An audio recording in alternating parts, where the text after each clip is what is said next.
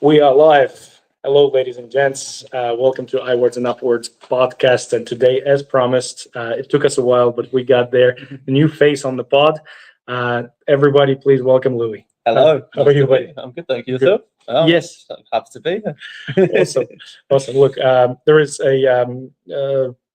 a thing about Queenstown that we are we're lucky enough to live here, but we always say that it's a melting pot. There is people from all over the world, and it just so happened that during my usual day in Queenstown, I actually ran into Louie. We started talking, and you know how football it unites people.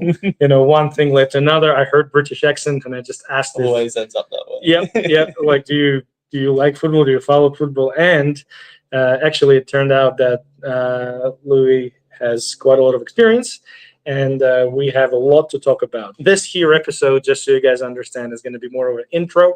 We'll try to do it on the weekly. I know that Ruby, she comes along. She's a co-host, but with Louis, we'll be talking more of a not just analyzing Wrexham games, but just talking about the overall view of football scene. Yeah, and that I am more of an old school guy. Went through the system back in the 90s, and Louis will tell a little bit about himself. The early 2000s. Yeah, so I started playing football when I was 3. My dad was a big Arsenal supporter. So he obviously Invincibles, No, I started playing in 2001, so I was lucky enough to remember some of the early games. Got to watch Fabregas's first and last game live, and at the stadiums.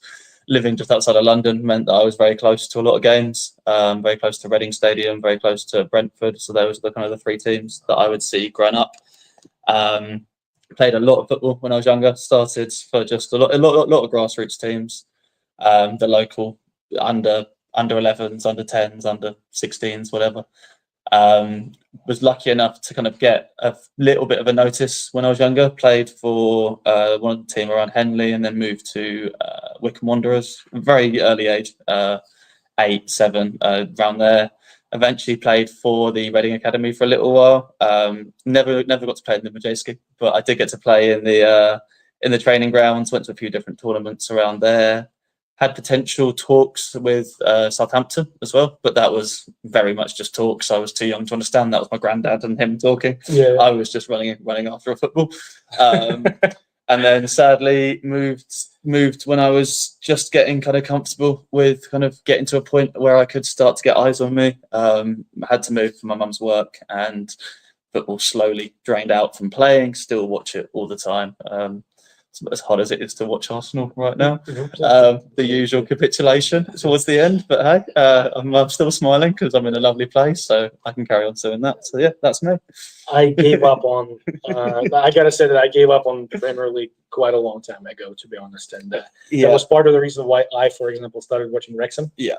Is because, like you were describing, you're going through grassroots, going through academy, going through low league teams, and you see the passion, you see the what I call like the real football. Yeah. And it's quite different to what you see in the PL, especially nowadays. Hugely. And even being in grassroots, you see the individual players that you know are going to make it further than the others. You see the ones that actually listen to the managers and listen to the guidance versus the ones that are just there just to chase a football around. Hoofball. Hoofball. Yeah, we talked a lot about hoofball on this channel. So, like with you growing up, going through, from young years through coaching. Mm-hmm. So we're talking early 2000s all the way into when did you actually stop playing on the regular? I was 15, so 10, 11 years ago. 11 years ago. It's 2015, 2014. Okay. So we're like, and I through my active football years, I'm talking sort of 90s, beginning of 2000s. Yeah. So we had a tiny crossover. Tiny crossover. Maybe a year crossover. That's when the 4-4-2 turned into a 4-3-3. Yeah. Literally, that was the blanket. Put more people up front. We gotta get the ball out there. the blanket formation. And again, I'm highlighting at every episode that the formation and the system is not the same. You can play 4-4-2, you can play 4-3-3. Those are merely the formations. The system behind the formation can be approached from hundreds of different ways. So hard to play this. there is, if you ever play FIFA or Football Manager, you can just, there it gives you a little bit of a taste of what it's like to work players within the formation and organize them into a certain system, or most likely systems, because there is always plan A, plan B, and plan C when you're dealing with a proper coaching staff. Yes, yeah. When you're at a high level, yeah. Yeah, and even like through I guess starting from 12, 13, like that age, you are being introduced to very much. So you start a lot more of the actual, like, it's the processes rather than just you stand here and you move as a unit. It comes in around that age. Yeah, and you start understanding triggers, you start understanding combinational play, and it's just not you on the pitch. You have to maintain the you have to maintain the overall pattern. You start playing in patterns effectively. It's maintaining your position. It's very hard, especially when you're younger and coming from more of a hoofball background. It's much harder to maintain those positions when you start to talk more. It's this one thing. If you're a right back, it's you know where you stand because you can see everyone else. But then it's okay, when we're on an attack, how far am I moving? Where am I pulling to? Who am I going for? Where am I pulling players to? What am I doing with that? That's the bit where that's the adjustment. Absolutely, the harder adjustment I find. That's exactly what we were talking about through my time on various podcasts. Is that, for example, with Wrexham, the way the way they quite often play is that when one person does something, the rest of the team does not react to what that person does. Hence, there is a question that was submitted by one of the watchers the other day: is that is that a plan for them to play long ball from the back all the time? Yeah, is that something that is planned? Yes, the answer is yes and no. The coach will ask them to do that because he doesn't want to take risks, because they do not practice it enough. That's not what they really lack of structure as well, I'd say. That's not what they rely on, because one of the hardest parts of coaching and one of the hardest parts when it comes to playing is that you building from the back and understanding the way the team is set up every second of the game. Learning that pattern takes a long time. That's why a lot of the players, when they stick around, they call them system players, because season after season, year after year, it's drilled into you, muscle memory. And it's not just one; it's levels. So you master a certain level, then there is more complexity on top. There is more. It never stops. Always more to learn. Yeah. So going back to your background, when you started playing, was that combinational play around? Was it introduced to you straight away? No, but that's probably an age thing, because when I first started, I was young. So I said, it's very hard to get a 4-year-old or a 5-year-old to listen to a convoluted plan of attack versus you stay here as long as he's to your right, he's to your left. We know he's quick up the front, and I know that these pitches are much smaller than a full-size pitch. Just get it up to him with a high likely chance of scoring. That reminds me of a certain team that plays that way by this day. After what I've just watched, no, so growing up, it very much was, if you had a quick person on your team, then you were much in a better spot than others, because people didn't understand, especially... Or a tall person. Tall person more for set plays. For if they're tall and quick, you're Peter Crouch. He's too tall for that anyway. No, it was implemented. It was trained. It was coached, not necessarily followed because of the age of the players. As I moved up to Wickham and to Reading, yes, that was much more of a tic-tac kind of play, more so than a hoofball. It was much less of just hoof and hope, as opposed to, we actually have a solid back line. So I think a solid back line is what changes hoofball to being more to play from the back out. Because if you trust your back line, you trust them more than just defensive. You trust them on seeing the vision of what you're trying to create. So you are touching on a very good point. So we're talking about ball playing defenders. Yes. Yeah. So, but people quite often don't understand how difficult it is for, like, in my age, when I was playing in my time. Defender was we used to call them lumberjacks. So, like, the translation from the language, just literally hack. You receive the ball, kick it as hard as you can that way. Yeah, and if anyone's in the way, just kick it again. Exactly. But nowadays, if you want to make it even to a semi-pro level, you need to be able to position yourself correctly on the pitch with relation to not only your team but the reacting to the triggers of the opposition, whatever press is coming along. You need to understand what capabilities your goalkeeper has. How is he gonna play the ball to you? Them the best. Exactly. Can you pass the ball back to your goalkeeper? Will he be able to act as a sweeper? And then receive the ball, turn with the ball, see the openings. That's the main thing. Like even in a 4-4-2, we'd always sit to a bit the middle two second, because then that immediately allows you open space to the wings to be able to then create the space in, and you or more. I think with early, kind of the later side from like 11 onwards, when I started actually learning and listening to what I was being coached, especially in those kind of plays. Again, Premier League, very different breed. But it was more of a kind of in, out, in, out, in. And if you follow that, it's a very, especially with a staggered defence, you're going centre back to right back to centre mid to right wing into the box. Staircase, we used to call it. Yeah. And so that was kind of what I eventually kind of learned of what people were trying to get out of passing back, is creating those avenues. And that's where I say that having a solid back line allows you to have that. Alongside, I think football going out of season or out of business, at least maybe not for some teams, is especially these days the rules of football. I always love watching the Thierry Henry clip of him saying, "How would you do in this modern generation of football?" And it's like my first 3 tackles were people kicking my legs out, whereas now that's an immediate card. That's immediate. How times have changed from football is also why it's had to evolve from just hoofing and running and hoping for the best, and why defensive now.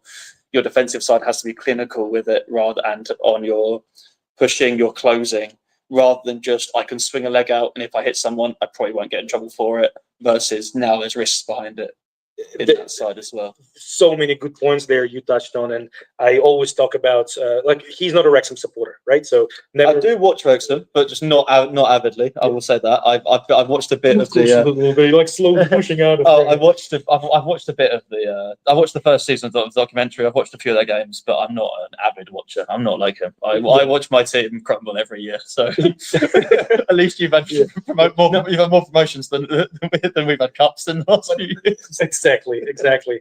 But the thing is that the what I'm trying to, because I was a often guest on other podcasts, and what got to me in the end is that the fact that the people, because the people watch Wrexham nowadays from all over the world. Oh, it's huge. Is that people are quite stubborn when it comes to the fact that the way, like you saw the team play for a few minutes now, right? So that's unfortunately.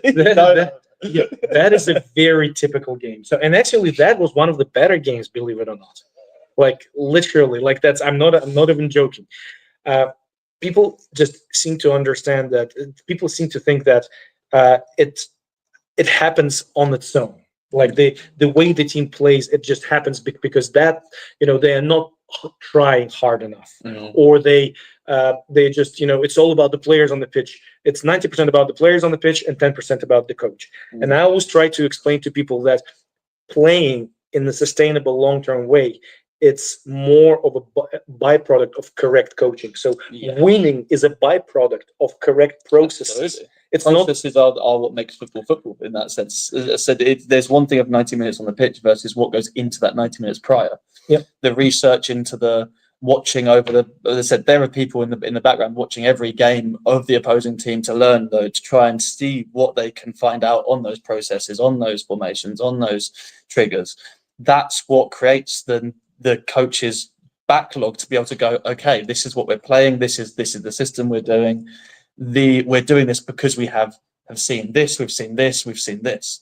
That's more about what football is these days than just getting out there and playing. Exactly. And with the players that Wrexham has right now, they have better players than 95% of the teams in League One. So it's they literally a lot of people who played highest level, a lot of people who played high level championship, a lot of people with a lot of experience, and they can't get away with playing like that.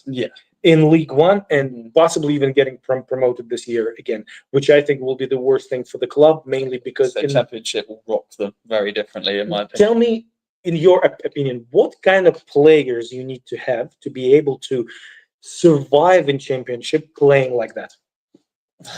That's a big question. Just level of the player. What kind of player do you need to have? Now, okay, obviously, due to the names behind Wrexham and the people that are involved in the background and the marketing and how much money they now have, seeing like Mullen getting pulled in, and then even Ben Foster for a season, the next Prem goalie, only again coming in. And I see a lot of the hate online saying, oh, they're only doing this because they have the money now and because they have this. And yes, part of that will always be true. The richer clubs have, look at Man City. The richer clubs have more space. Actually, Todd Bowley was a bit of a change for that with Chelsea. That's why I don't watch EPL spent 600 million and still finished 11th and 10th. Salute to you, so you did well. No, I said money, especially in smaller teams, is a massive thing because I think another thing that people underestimate is the supporters. When you have a full stadium, when you're at home versus away, that can be a big thing. Versus now, look at the stadium of how many people they're getting in, even maybe not this season, maybe last season. Look at the differences in the grounds.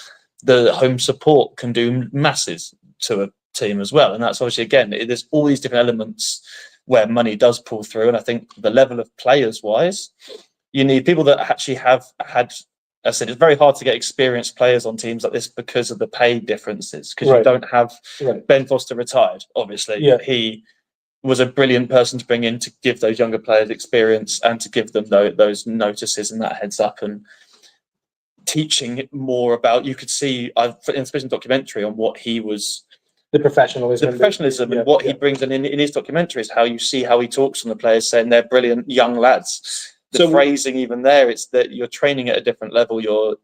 It's so much different. It's hard to explain. That's why. Well, British international. I mean, that's that's a completely different level. Yeah. But what I'm saying is that right now they have James McLean. Wrexham's got Fletcher, Stephen Fletcher. They got Elliot Lee. Sam Smith now joined them from Reading, actually. There is Arthur Konkwo, ex Arsenal Academy goalkeeper. Ewan O'Connell played for Celtic, played Champions League.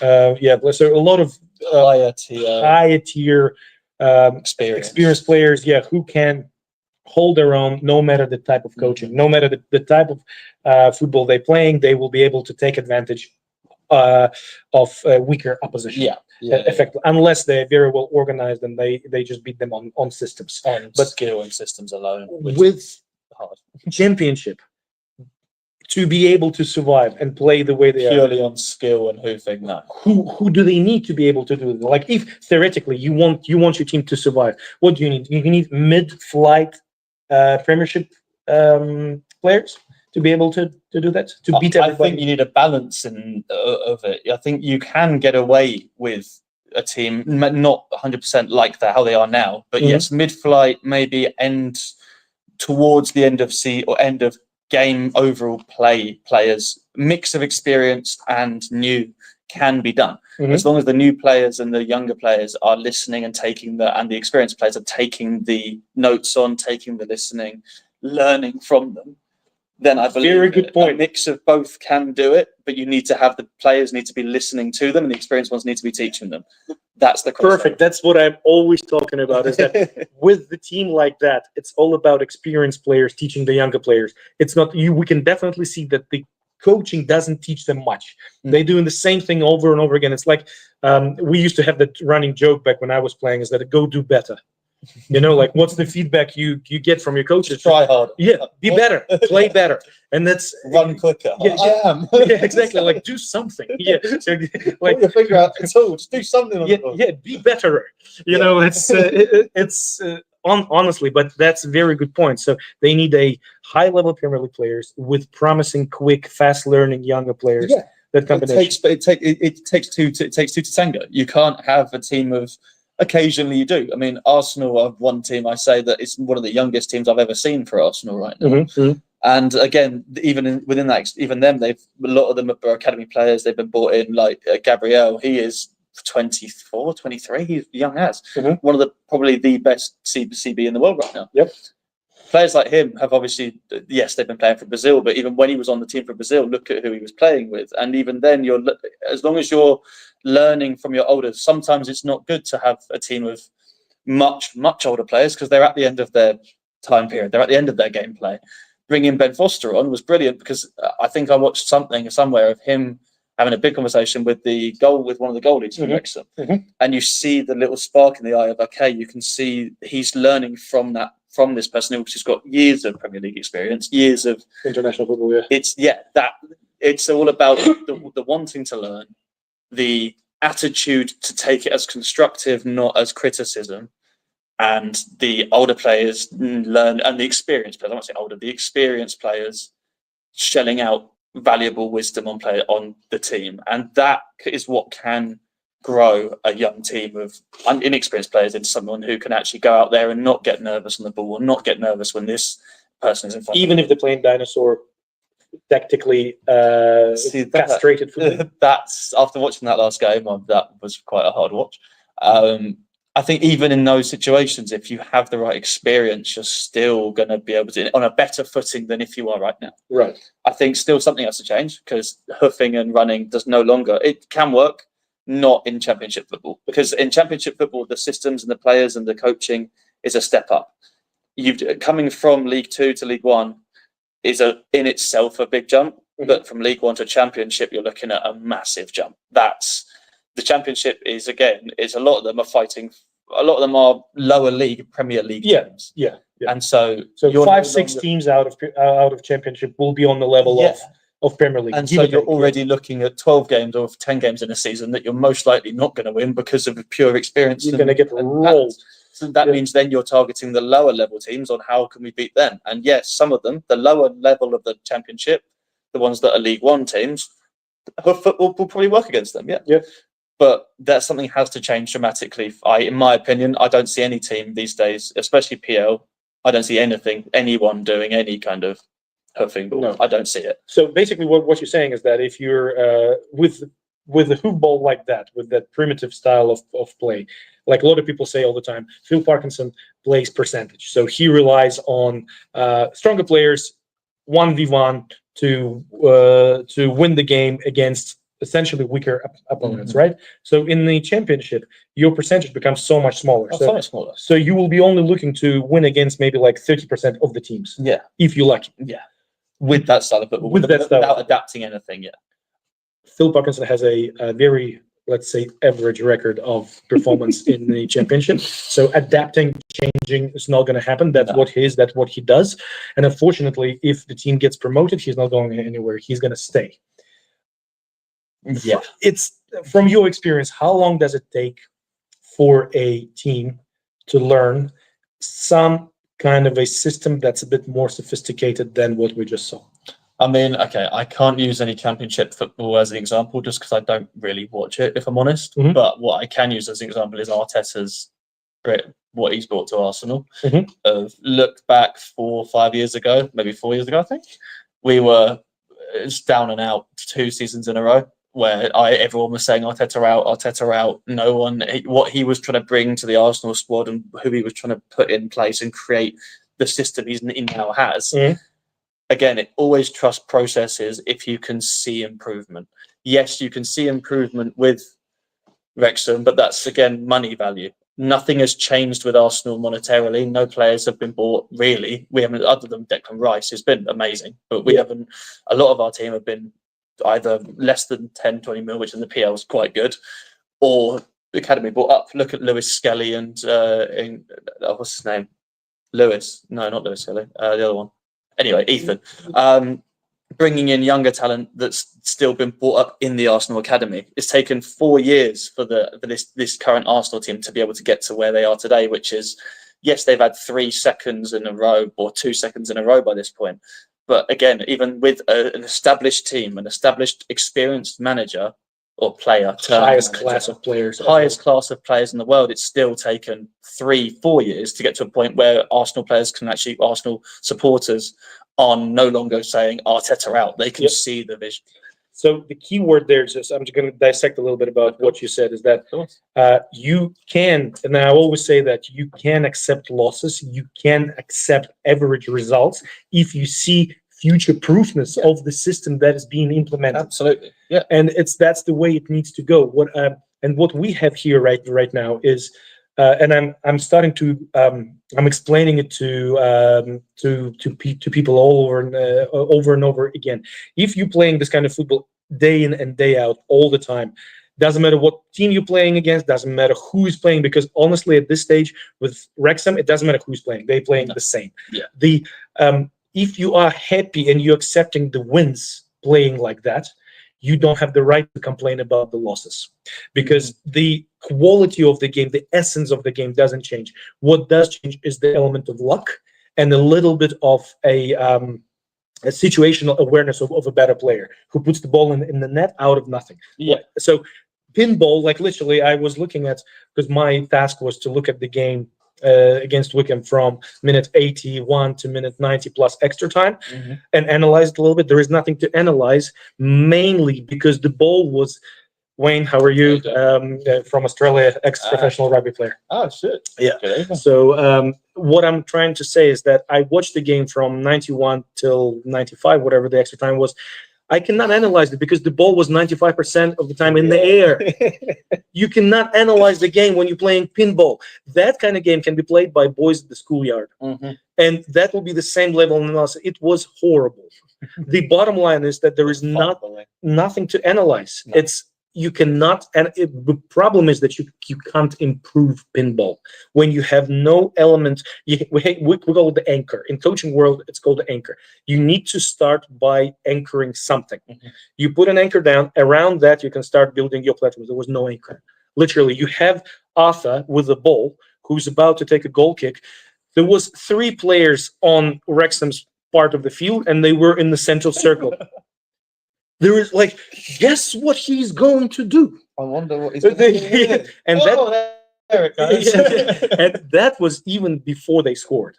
Yeah. So, like I'm talking about the early stages of the game, but that happens no matter. Like you watched only about 5-10 minutes of the game. That's what I Do you need to watch the entire game to understand what's happening? No, I really don't. Not much else to say. No. Yeah. I've not seen. As I said, I haven't watched any kind of League One Championship games in a long time. The last one I would have watched would have been Reading at the Majeski, and this was going back 10 years. And even then, watching it live, I still wouldn't have seen such a not fumble, just a bumble around the pitch. It's like even the Wickham header that got saved, or whichever way around that was. Yeah. I've never seen so many people in a 6-yard box in my life. like post kick, there were bodies everywhere, and I think to be able to step up their game and actually improve, then systems have to come into play. And as I said, you can, as you said, you can take a loss, even if you can accept a loss if you can see a brighter end, future proof.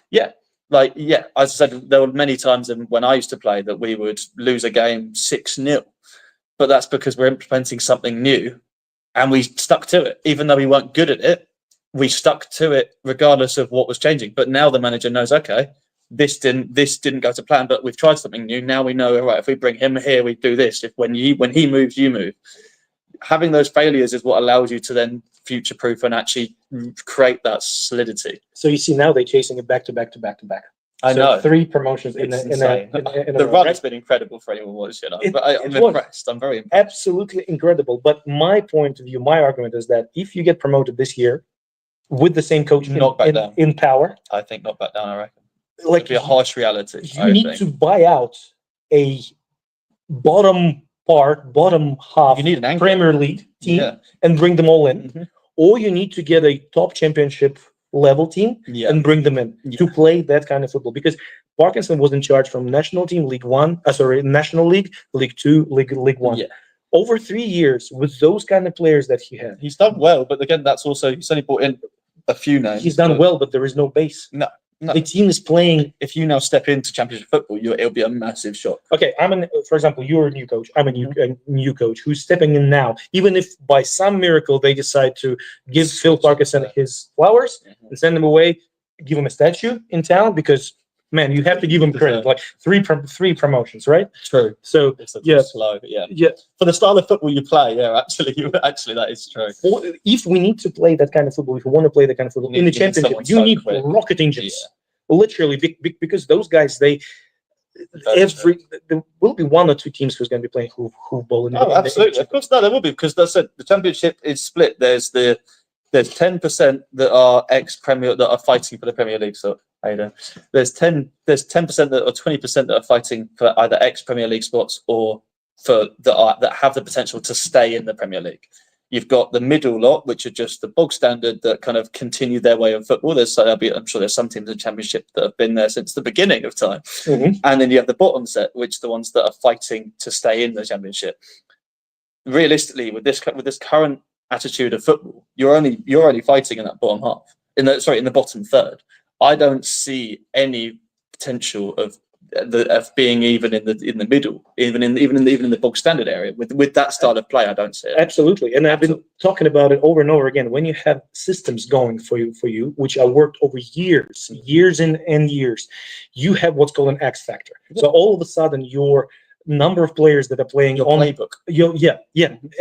And you are like I said it before during my streams, is that the team is the system gives you the entity that is stronger than each individual part of that team separately. Mm-hmm. So, for example, if each player has a number, value, whatever it is, you combine those numbers together, and the number will be bigger than it actually is. Just because you're playing the system, you have that X factor, you have the synergy of the players. Here, if you start like this year, Mullen and Palmer was dropped because they couldn't score, and Rodriguez was brought in, and Sam Smith, and Sam Smith was one of the top scorers of the league. And the way he played, I watched his highlight, I watched his low light, just the way he played in Reading. I think they were playing in 4-5-1. He was very much a hold up forward who actually who was an anchor, who was creating those angles, who was giving options. And even though Reading was quite a young team, he was playing a lot more creatively. Without movement, you have nothing as well. As I said, you can have the best back line, but if your forwards aren't moving to create the spaces, you've got nothing. And I think the best example of what you just said, which I just thought of now, you can take a Ferrari. Let's use it as an example. Take their engine, take it out of the Ferrari, and put it in the chassis of another car. That will still run very well. Yes, it's a great example of you. Just the body of the outside, and as you said, say a new coach was coming in now. You've not got that engine to be dropped into something else. You've got a Ford engine you're trying to put in a Ferrari. Yeah. Whereas if you have a Ferrari engine you're putting in a Ford, no matter who's driving that Ford, it's going to be quicker than the other way around. And I think that even if you did give Phil his flowers and said, hey, we're going to bring someone else in new, they've got nothing to work on. There is no base. They have nothing to start with. And I think that's the same thing with a lot of teams these days. Like I said, Chelsea was a good example. Went and bought 11 players, 600 million. Even with all the all-star players, there was no thought process into how they go together in that. And on that, like you touching on very important points, and the way, like, I agree with you 100%. And again, Louie is not a Wrexham fan; it's just a completely neutral observer.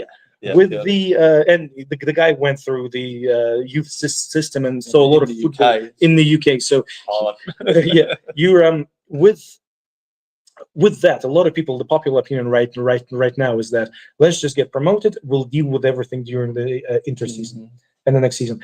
What are the problems with that? Even with the money, with all the money in the world, what are the problems you see with that kind of approach? Well, as I said, a lot of football and a lot of what, especially Arteta's been doing, it's creating I call it muscle memory. It's not, but it's the same thing. You're creating that. The players need to see the same vision as you. If you ask any Arsenal player right now, they will say, believe in the process, because they have seen what Arteta's trying to go for. You have to have your players be on the same wavelength as you. You need to have them believe the same, think the same vision, have the same ideologies of where you're headed. And yes, obviously everyone's going to go, oh, that's promotion. Yes. But once you hit that, where are you going from there? And I think that's exactly what you're asking of. At this point, I don't, especially from just watching that little clip there, I don't see actually any base. There is nothing for anyone to step in and work with necessarily without spending money or without coming in and completely flipping this on their head. In that sense of, as I said, if you have a base, you can build up. I don't know what base I just saw just to be able to have any kind of. And this kind of football, what you just seen, that was not just like that was one of the better games. You should see, guys. I cannot watch. Like, I started watching the season. The first couple of games were okay, because I think what happened is that we had a better preseason this time around, and we played the players, just like I said, the caliber of the players that Wrexham has is just so much better than the majority of the other teams. So it was kind of watchable for the first couple of games, but even then I was looking, it's like there is nothing changed from League Two. Effectively, nothing changed from from National League. Palmer was playing, who is literally a telegraph pole.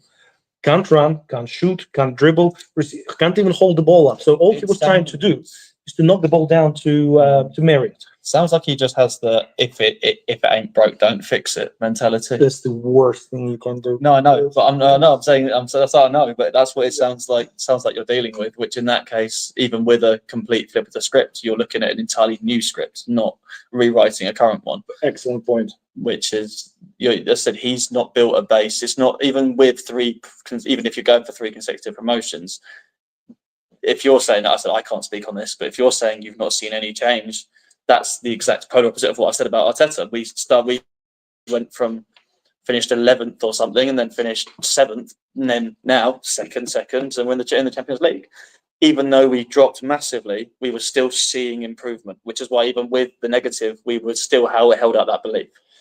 You're having the opposite side, where you're having all of this growth without seeing anything change, which means that all that's going to do is, let me go that way, is up, back. Yep. Whereas you have to have the pullbacks. It's like any market. If you're looking at any real world market, it always has to have a pullback in order to be able to go further.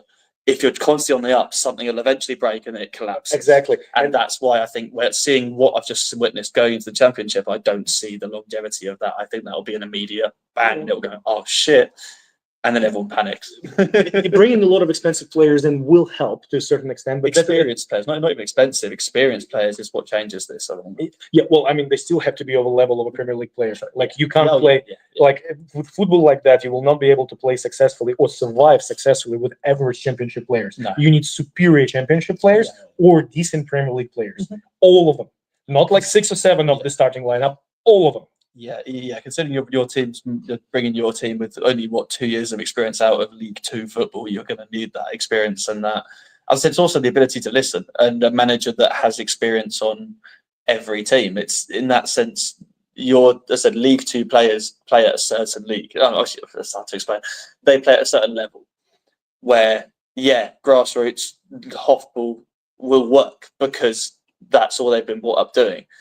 With Championship football, yes, there's still teams that do that, but there is no room for it anymore if you're trying to actually stay and progress.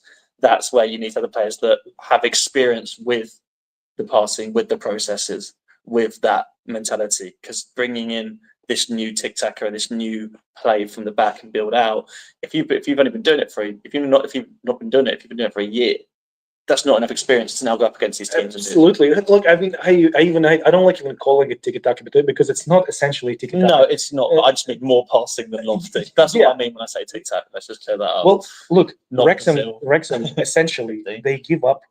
I kid you not, brother. When we're talking about effective possession, Wrexham have 20-25% possession per game.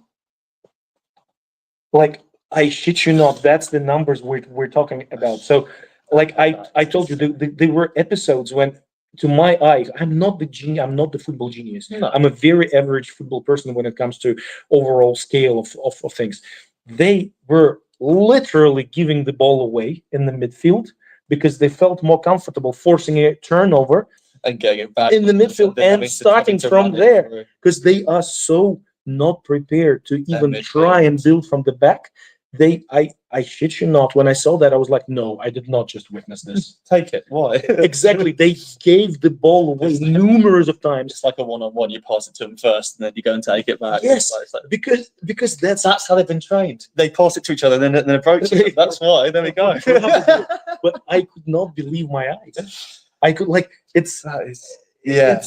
it's next level. I have never seen that in my entire life. And like at first I couldn't believe it. But then when it happened again and again, I was like, they actually doing it. They actually giving them ball away because it's easier for Wrexham to turn or because they are too slow. Like we just witnessed a goalkeeper playing to the right back. From the right back, it went to the right winger. And then went back to the keeper. And what did the keeper do? Lob it all the way. What was the point of all this? Well, panic. no. I mean, why don't you just hoof it straight away? Why taking your risks playing to? Because they're not either confident with it or they're not familiar with it. If you're confident with something, you can do it without thinking about it. If you're bringing in a new system, a new process to these players that have never done it before, they aren't comfortable with these 25 different things that can happen when they get the ball. They are only used to what they've been trained for, which is this one: you turn and you go. If that's suddenly not available and you've got one man next to you here, you've got one man next to you here, suddenly your only thing you've really been trained on, you're turning into someone, you go, oh no, I don't know, I have to play back this way because I can't take it that way. That again comes from experience. It's a mix of training, different drills other than just turn and run or play back. Everything stems back to experience. When you're comfortable on the ball and you're comfortable in your position, no matter what's thrown at you, you will find a way around it, not just booting it back and going, that's all I know. So essentially what you're saying is that, and what I've been talking about before, is that when the ball is played short, for example, building from the back, and your right back receives the ball, that's a chain effect. So when you are trained through your systems, and it takes years to learn that under the same coach, if you receive the ball from your goalkeeper and you are facing this way and you're receiving it, say, on your right foot, that means that people around you, immediate three people, will be CDM, winger, and the CB. They need to do certain things. Yeah. And not only they need to do certain things, but they also need to do certain things depending on where the opposition players are and what they do. Can you guys imagine how many combinations we're talking about? It's in American football, they stop the play, they set up the play. Here, you don't get to do that. You have to have it all in here, which is where that I say muscle memory. It's comfortability. As I said, if you put any of the new, especially in Premier League football, you don't see it as much because they've all been drilled it so much that it is second nature to them. And that's why, for me, I enjoy watching that, just because that's what I've been watching for most of my life. When you take that back a bit, as I said, the coaching, you haven't got 7, 8, 9 people on a coaching team.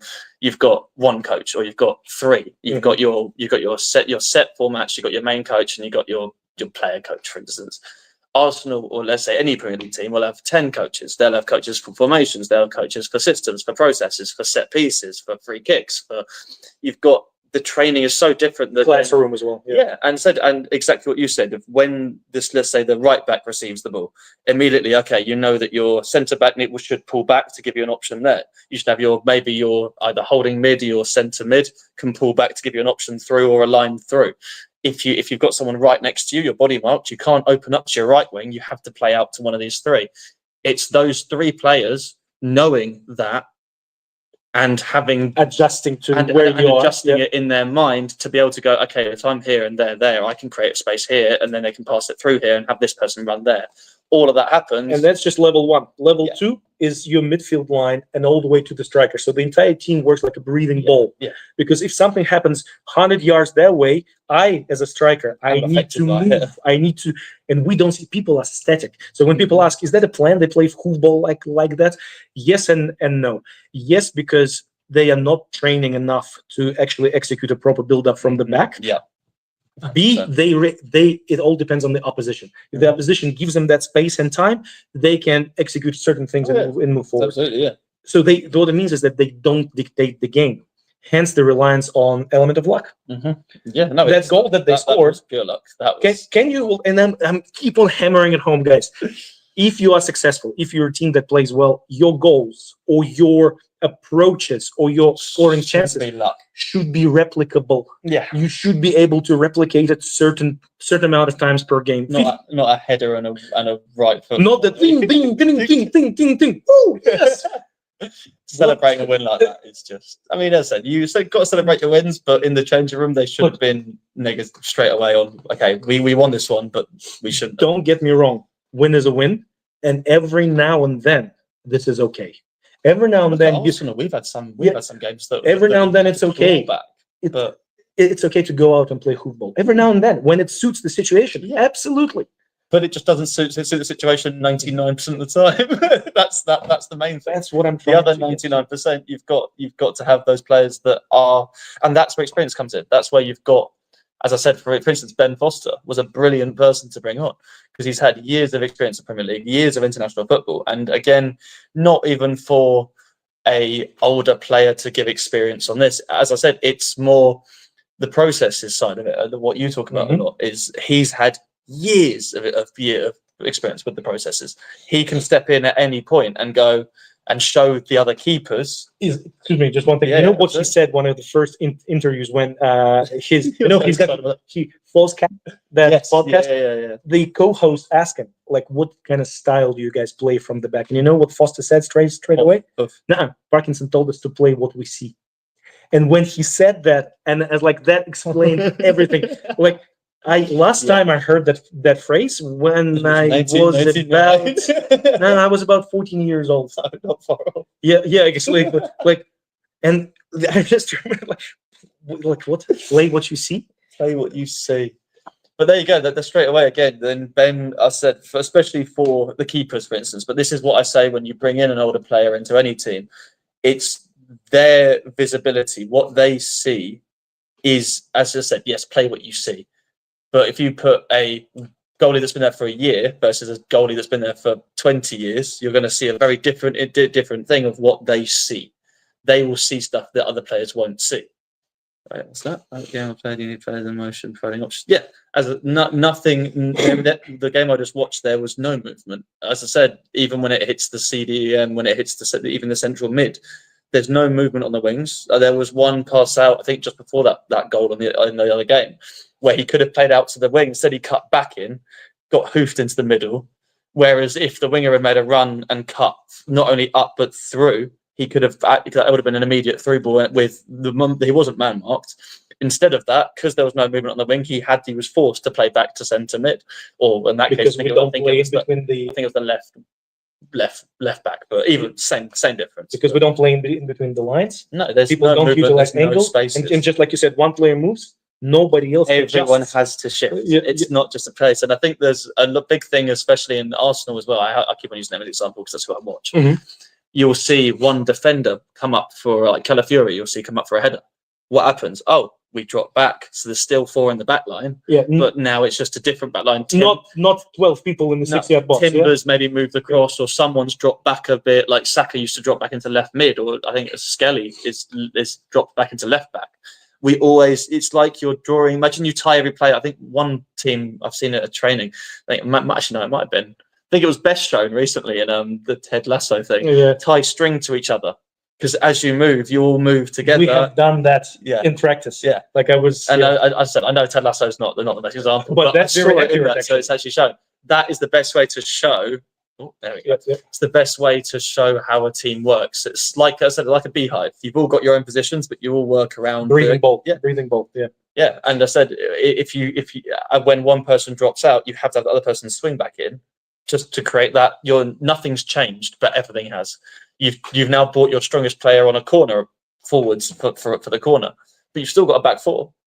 You haven't sacrificed the back line. Exactly. You've just adjusted the players to put them in their strongest points. Effectively, a further development of total football. Yeah, that was developed by Cruyff. Effectively. So well, and when I was younger, when I was playing back in the 90s in Eastern Europe, growing up through the system, I grew up playing hoofball. So what we see right now, Parky, just like I said before, 90s called, they want the football back. So it's that's exactly what we were playing. But then I remember that coach that stepped in and he was teaching us the combinational football, the total football, the basics of it. Yeah. And I remember the change that I felt is that after the game, I was more tired mentally than I was physically, because by then I was playing, thinking so much. I was playing left wing. Yeah, and like Wayne here saying that when players are continuously in motion, they take control of the game. They make other team react. Yeah. So it's not about reaction; it's about preemption. Yeah. So as I said, having one player that can actually push the ball forward. That's why I love Rice and Skelly for Arsenal. They're 2 players I've been watching recently who will take the ball in left back and run the whole way up past the halfway line. As I said, not that I've seen Wrexham do that, but players that can individually impact a game in that way of bringing they bring the whole back line up with them, and suddenly you've just changed to defensive play from the back. where you're avoiding the hoop, you're avoiding even playing those messy passes that can be risky.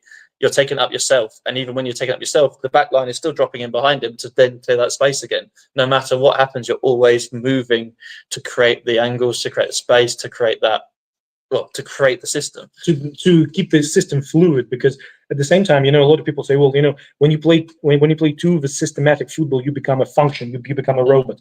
It's only just like I always say, it's all comes in layers. When you learn the system, sure, you need to learn the system first. Yeah.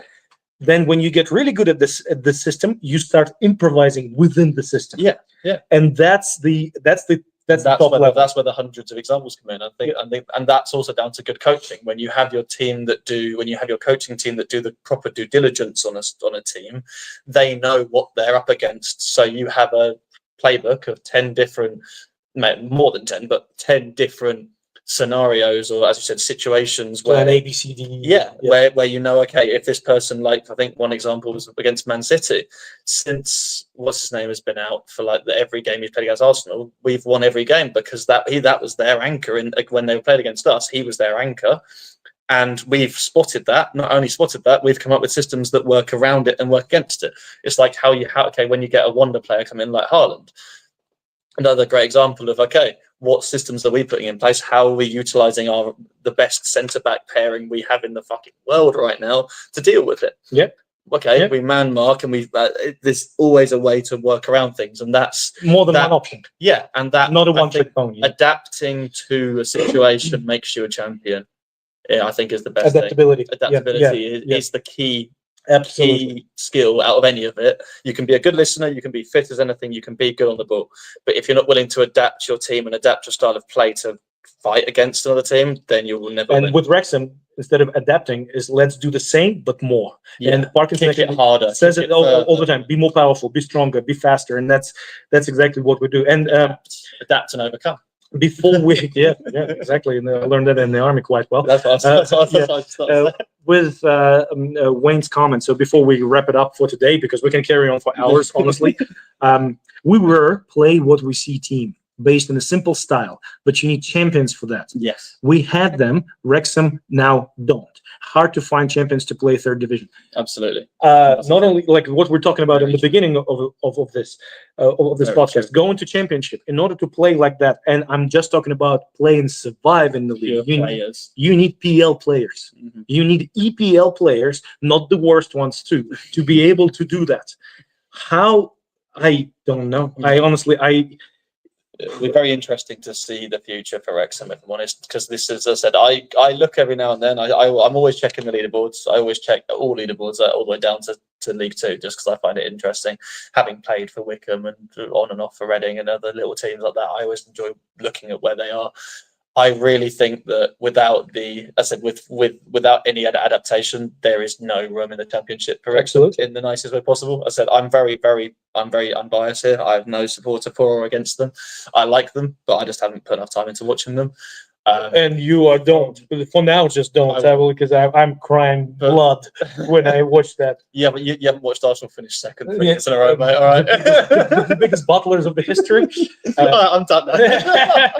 No, it's my team too, and I grew up on Arsenal. As I said, I'm used to watching bottling, but at least I've seen growth with Arsenal. And from what I've seen with Wrexham, even with growth, there's no inner growth, if that makes sense. You're growing as a...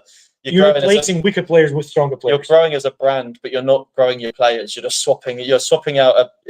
That's it. Instead of fixing what's broken, you're just finding a new piece. Yep. And there's only one answer to that, and that's eventually buying a new. When it breaks, you buy an entirely new item rather than fixing it as it goes. I always think about an example. There's an old story. I think it's from Middle East somewhere. Well, anyway, there was the story about a ram and the gates and the shepherd, who, instead of going around the gates, made the ram run through the gates all the time, and the ram will die and injure itself, and he will bring a bigger ram. Instead of literally just walking around the corner, which will take a bit longer, but give him another ram, and that's exactly what's happening.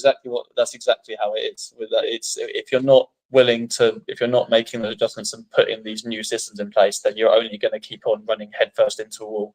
And the only way you can do that is with, as you said, a bigger person or a stronger or faster person, which then costs more money, and you're still not creating that conjunctive togetherness, that ball. You're not creating that ball. You can have a team of, instead of what there was a great example when it was like the PSG when they had Superstars. Neymar, Mbappe, and was it Messi at one point? No, yes, yeah, but no synergy. Yeah. No synergy at all. You can have superstar names, and that's just going off of Wayne's comment. You can have world-class names, but even without synergy and without that togetherness, you still won't stand a chance to teams that are.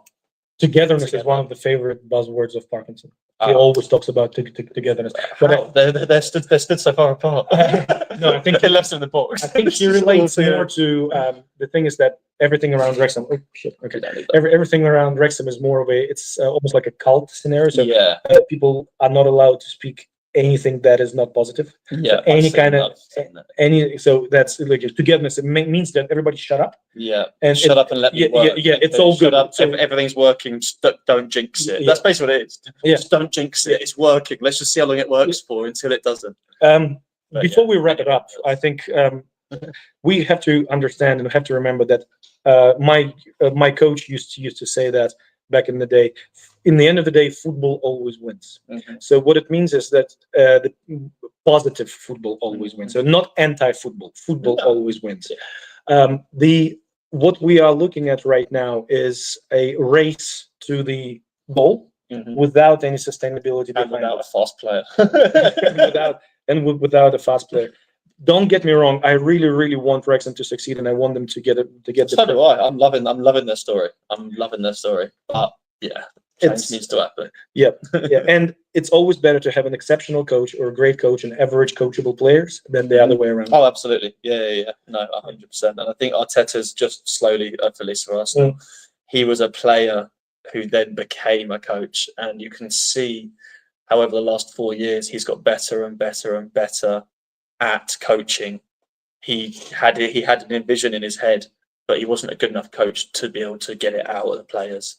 And as the years are going by, you can see the players getting better and better in their positions and seeing how it all works together. And absolutely, drinking hard, training hard, and playing hard used to get us together. This trust me.